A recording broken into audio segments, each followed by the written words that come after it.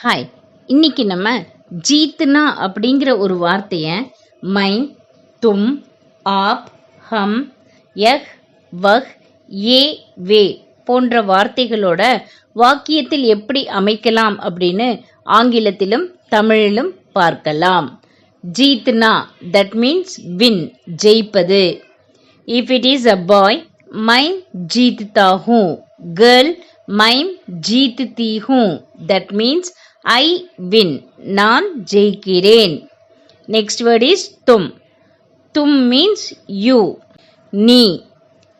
If it is boy, tum jeetta ho. Girl, tum jeetti ho. That means you win, நீ ஜெயிக்கிறாய். The next word is up. That means you. We will use this while giving respect. நீங்கள். If it is boy, आप जीतते हैं. Girl, आप जीतती हैं. That means you win, நீங்கள் ஜெயிக்கிறீர்கள். The next one is hum. That means we, நாம். If it is boys, हम जीतते हैं. Girls, हम जीतती हैं. That means we win, நாம் ஜெயிக்கிறோம். The next word is yah, vah.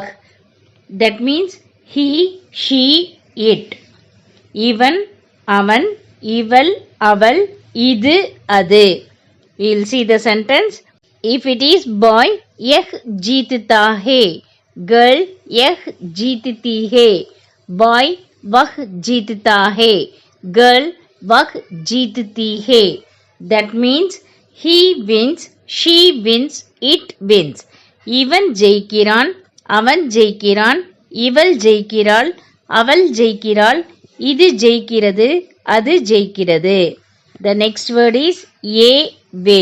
That means these, they, those.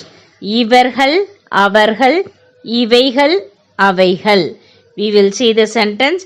Boys, ஏ जीतते हैं.